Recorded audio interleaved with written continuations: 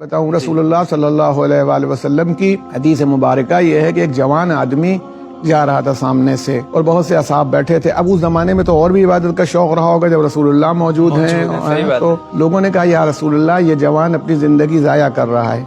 हुजूर ने पूछा क्यों? कहा ये वही सब रोजी रोटी कमाने में लग जाता है और अपने कमाई के लिए निकल पड़ा है। रसूलुल्लाह ने पूछा कि फराइज को अदा करता है, यानी वाजिबात को? कल हाँ फर्ज नमाज पढ़ी और निकल जाता है। इरशाद फरमाया कि याद रखो इसका ये रोजी कमाना इससे बेहतर है। किससे बेहतर है? ये जो इतनी देर नमाज पढ़ी जाएगी ये इससे बेहतर है जो रोजी कमा रहा है। ये कहा गया इबादत के पांचवें इमाम ने कहा 70 दर्जे हैं, उनमें बेहतरीन दर्जा हलाल रोजी कमाना है। हलाल रोजी कमाना है, हलाल रोजी कमाना है। हलाल रोजी कमाने के लिए ये जा रहा है, तो इरशाद फरमाया इसका हर कदम इबादत है इस वक्त जो जा रहा है। सुभान अल्लाह। इसी तरह से एक वाकयात में से आपको मिलता है जो बहुत ज्यादा इबादत वाली बात आप करें, तो हजरत अली जब कूफे तशरीफ ले गए, वो मस्जिद कूफा गए जी, तो देखा नमाज का वक्त नहीं है, मसलन मान लीजिए 9-10 बजा है और अच्छे खासे लोग वहाँ बैठे हुए वहाँ नमाजें पढ़े डाल रहे हैं, तस्बीह पढ़ रहे हैं और देख रहे हैं। हज़रत अली ने पूछा कि ये हैं कौन, ये कौन लोग हैं? तो लोगों ने कहा ये रिजाल हक हैं। मतलब यानी हक, मैं अपना तर्जुमा अपने यहाँ कर दूं अल्लाह वाले। अच्छा। तो उन्होंने पूछा रिजाल हक कौन होते हैं? कहा ये कुछ नहीं करते, बस सिर्फ जिक्र परवरदिगार करते रहते हैं। हज़रत अली ने पूछा कि और ये खाते कैसे हैं? हाँ। इनकी रोजी कैसे चलती है? कहा कि जब कूफे वाले कुछ दे देते हैं तो खाते हैं, हमारे यहाँ भी इस तरह के रिजाल हक बहुत घूमते रहते हैं। मौला ने कहा कि ये तो बाजार कूफा के कुत्तों से बदतर हैं।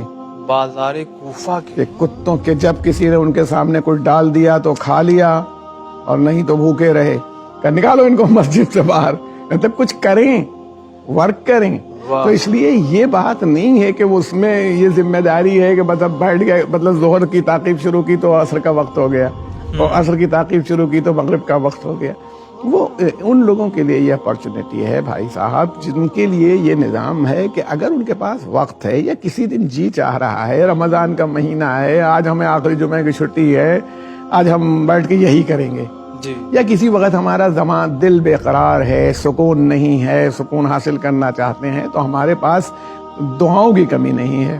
तो इसलिए मैं कहना चाहता हूँ कि एक बैलेंस है इसके अंदर, दीन में, इस्लाम दीन में और दुनिया की जिंदगी में एक बैलेंस का नाम है जी। अगर ये खाली नमाज ही पढ़ी जाएगी तो इस्लाम एक ऐसा समाज या मुआशरा या मिल्लत चाहता है जो मेहनत करने वाली हो, क़ुव्वत वाली हो। अगर देखिए हम कहते हैं हम सब लोगों के, हमारे व्यूवर के लिए और हमारे सारे व्यूवर्स के लिए और हमारे गैर मुस्लिम व्यूवर्स के लिए भी हजरत अली अलैहिस्सलाम की ज़ात एक परफेक्ट इंसान की ज़ात है, वो अच्छी तरह जानते हैं।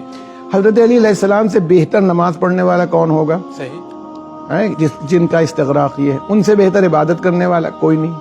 तभी वो यहूदी के यहाँ बैठे हुए मजदूरी क्यों कर रहे हैं? अरे भाई दुआ करें तब उठा लें, रोटी खाना सामान सब आ जाए यहीं के ऊपर, खत्म, हर वक्त मस्जिद में बैठे रहें।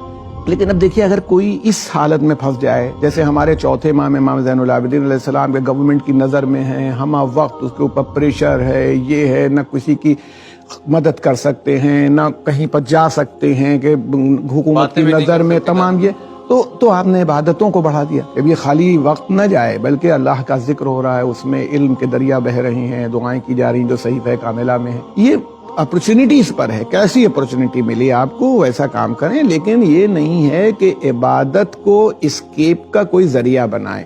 हमारे यहाँ जो इबादत गुजार होते हैं उमूमन एस्केपिज्म होता है। जो लड़के ठीक से स्कूल में पढ़ नहीं पाते, पढ़ाई वढ़ाई में पीछे रहते हैं, वो एकदम से अपने को नमाज की तरफ डाइवर्ट कर देते हैं। मतलब ये कि उसको कि भाई ये बड़ा नमाजी लड़का है, फिजिक्स में फेल होता है, ये बड़ा नमाजी लड़का है, केमिस्ट्री में अच्छे नंबर नहीं आए, बड़ा नहीं है, नमाजी लड़का नहीं है। मैंने अक्सर मैं तालिब इल्मों से कहा, जब मैं स्टूडेंट था खुद, तो मैं अक्सर मस्जिद में नहीं जा पाता था, क्योंकि अब मस्जिद जाऊं आऊं इसलिए मेरे 1-1.5 घंटे लग जाएंगे और मुझे बैठ के पढ़ना है। तो मैं अपने को इस बात में जायज समझता था कि मैं उठा, जल्दी से वजू किया, मैंने मगरिब की नमाज पढ़ी, इशा की नमाज पढ़ी, अपनी किताबें खोली, बैठ गया। अच्छा। तो ये भी तो होगा नहीं, अल्लाह ताला ने अगर ये न होता तो फुरादा नमाज की इजाजत ही न दी होती। क्या जमात और फुरादा की तुम्हारी जरूरत क्या है? अब मसलन हम गए, हमारा तालिब इल्म है, वो आ गया मस्जिद, अभी उसने नमाज पढ़ी, अब जिक्र इमाम हो रहा है, कैसे सुने नहीं, मजलिस में बैठ गया, अब ये जियारत हो रही है, ये सब चीजें जरूरी थी, हो रही थी, इसके लिए जरूरी नहीं थी اس کو اگر آیا بھی تھا تو جماعت کے فوراً بعد اپنے گھر پہنچنا چاہیے تھا اور اپنی کتابیں کھولنی چاہیے تھیں اور ایجوکیشن پر اپنے دھیان دینا چاہیے تو جو اس کا گول تھا، ہدف تھا. تو یہ ہے نا کہ ہاں، اس کو حاصل کر کے پھر لاکھ آپ خوب.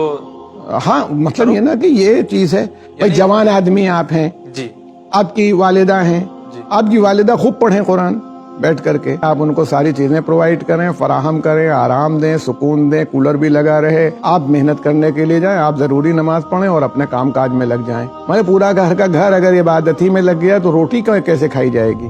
واہ. تو اس لیے یہ ایک بیلنس ہے کہ کسی کو یہ کرنا ہے، کسی کو وہ کرنا ہے.